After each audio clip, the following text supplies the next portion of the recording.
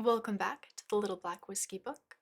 Today, the page we're going to be writing is dedicated to an institution in American bourbon production, the Knobcreek, but there's a special edition.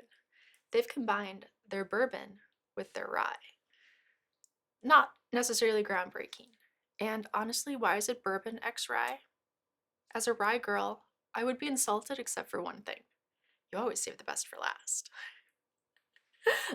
So, biases aside, this is a combination of two of their more popular products, the Knob Creek 9-year bourbon and then the Knob Creek 7-year-old rye. So they took the two, married them together, let them hang out in a cask for a little while, get to know each other. I feel like if they were married, do you think it would be an episode of like 90 Day Fiance? Would it be one of those like Love Island where you go away, you try to find the love of your life? I kind of feel like this is a little more 90 Day Fiance vibes. I feel like they sort of got to know each other, and the next thing you know, boom, they're bottled. But sorry. Sometimes I just like to have little imaginings about what was going on inside there because some of what happens in these barrels is a bit of a mystery, right? We know some of the science behind all the interactions and what goes on, but I'm kind of glad we don't know all of it. Like there is a little mystery, just like there's a little mystery in love. And these two wonderful whiskeys have found each other. But this is a limited edition.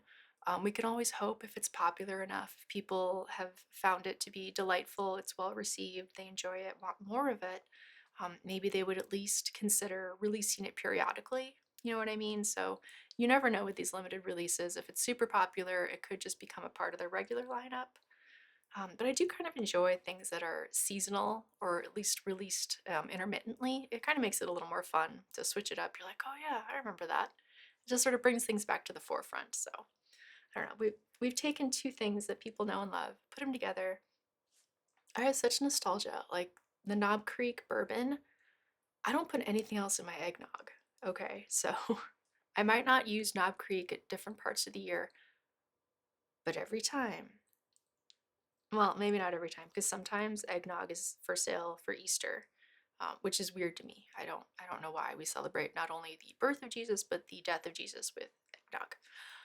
That aside, every November, once the eggnog is available, I'm basically going to Costco, getting the biggest bottle of Knob Creek I can find, because that's its season for me. Like that's the height, that's the peak of Knob Creek is inside of an eggnog. So now, if I just sit down and have a glass of it, which I've done from time to time, right? You see the bottle, you didn't maybe finish it. It was a Costco sized bottle after all. So you maybe didn't finish it. You're having a glass later. Maybe you make it into a Manhattan. I cannot help but pick up like so many of those spices. Like that nutmeg really comes through. So I'm really curious how something with that kind of association for me does married with the rye. So I'm kind of excited. Rye has a lot of spiciness on its own, but some of the bourbon sweetness, some of those less aggressive spices, right? Like I feel like the Knob Creek bourbon is more like the nutmeg, the cinnamon, the sweet happy spices, and the rye, like you're getting a little more of the intense ones. So having them together, it's just gonna be like a beautiful explosion, I have a feeling. That being said, let's get into it. Wish me luck. I don't feel like these are designed for people with fingernails, so I'm gonna do my best. Oh, we're off to a good start. I'll be rooting for me there in the comments. If I make it through, you have to like this video if I get this off without a hitch. Oh, all right, there we go. So now you have to give this video a like or you're gonna have nightmares about not being able to find the Bourbon X Rye in your local liquor store.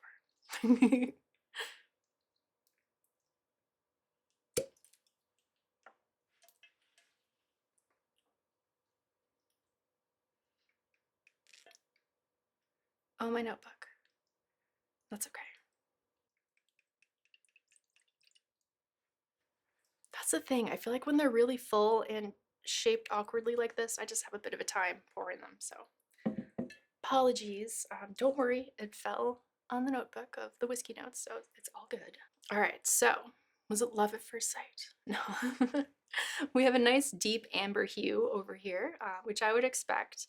I don't know if they are the sort of place that would color it or not. I know some whiskey distilleries color the whiskeys, so that's why I'm never like too worried about color when I see it, but it's that classic like nice dark Knobcreek that really comes through even when you use it in a cocktail. Like you still kind of see that coloration and you know there's some bourbon in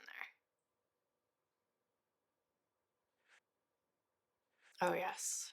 This is all of the fall baking. This is Christmas. This is I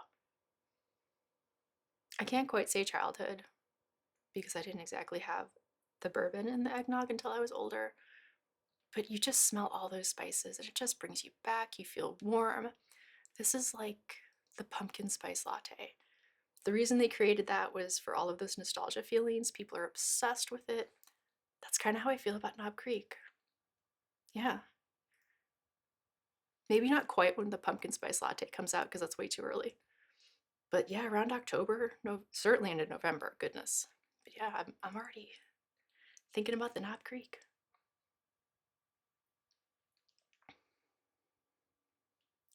There's like that nice kind of old leather sort of smell to it. It even just smells like black pepper from the rye. Oh, that's spicy. So yeah, you still get like those lovely lighter baking notes, but you are hit with that spice from the rye. Woo! Man, that's a little bit of a ride right there. So you first take a sip, you've got like those nice warm things you remember, like you've got the nutmeg, cherry. Somehow it's like dark cherry, but without the chocolate. I know usually if you get dark cherry notes, I feel like chocolate is just kind of there for the party. Not that it shouldn't be, it's delightful, but I don't really notice that here. I just, at least initially, got the dark cherry, and it could be because, woo, that spice. That like wave of spice just sort of comes in. So like you go in the ocean, you're hanging out, there's a little wave, you're like, all right, that's fine. Whoosh, the next wave just like kind of gets you. But not in a bad way. Like you're still giggling with your friends. You weren't swept out to sea. You're having a good time. Oh my gosh. So it's kind of fun. It's like if the regular Knob Creek bourbon were taken from being a kiddie roller coaster and turned into like the demon from Six Flags. So, local reference. So everyone's, are they even called Six Flags? Like the Great America series?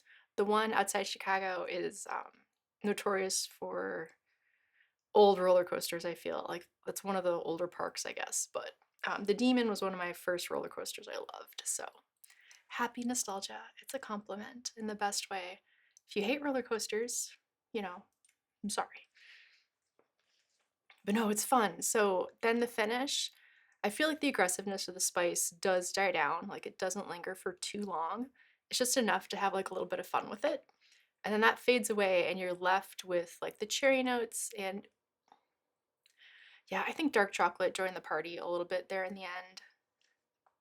With the nice spices, you do notice some of that vanilla. Like I mean, it's got bourbon in it, so you're gonna get some of that lighter vanilla honey notes that you're expecting. It's like yeah, it's like a classic, but a little different, a little more fun. I don't know. Is it entirely necessary? Is any of this necessary?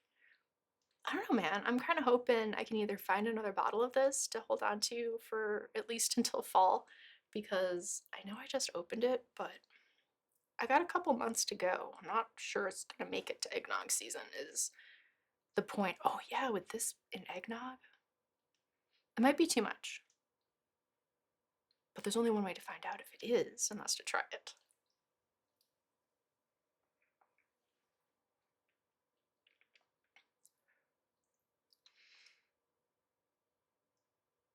Mhm. That is fun. Like, I don't know how the spiciness sneaks up on you like that because I think it's because it's the flavor you expect and then it just changes a little bit. You know what I mean? Like you're hanging out with an old friend, you haven't seen each other in forever. They're just like how you remember, but a little different, right? They're not quite the same. So this is a lot of fun. I haven't tried the smoked maple. Has anyone tried the smoked maple? Please let me know in the comments if I should pick that one up. I kind of wonder if some of the flavored ones are a little gimmicky. Sometimes they turn out like a little too sweet. I guess I just like those cinnamon whiskeys kind of ruined me, and I find myself not necessarily super sold on some of these flavored whiskeys, which isn't fair. I'm sure some of them are good. I don't want to waste my time or my resources on whiskeys that are unnecessarily tainted, right? Like I enjoy a nice whiskey by itself. I don't need to have it flavored in order to make it something desirable to me. But this, maybe a little gimmicky, but I'm here for it. I like it. It's certainly worth trying out. So if you do enjoy the bourbon, but you want something a little different, right? Like you like the Knob Creek, you know you love it, but this does enhance it. I don't feel like it's just sort of randomly done or it's just kind of like a bizarre mashup. I do feel like if any couple is gonna make it from 90 Day Fiance, it's these two. Oh, they're gonna stay married forever. It's gonna be, no, wait, it's a limited edition. So, I mean, they might stay married forever, but they're gonna go off and live on some deserted island where we're never gonna, oh, there's another fun reality show. Sorry. I'm just imagining like if you took people from 90 Day Fiance, got them married, and then put them in the middle of nowhere to be like, okay, good luck. Sorry, that's a little diabolical. But no, this is a nice match. Hopefully it does expand and it doesn't just become a one-off. At a minimum, maybe an annual release every couple of years. I don't know. There's so many things in their portfolio. I really don't blame them if they only want to have so many SKUs. They don't want to keep track of too many different products. So I get it, but hopefully this is not the only time and we do get to see this again. And if you can manage to find a bottle in your local liquor store, certainly at this price point, it's definitely worth trying out if you're a fan of Knobcreek Bourbon. If you had a little fun here today, please give this video a thumbs up and subscribe for some more whiskey content. We have an entire notebook to fill up with pages of different whiskeys to explore, and I hope you'll end up joining me for this journey. Thank you so much, and I'll see you in the next one.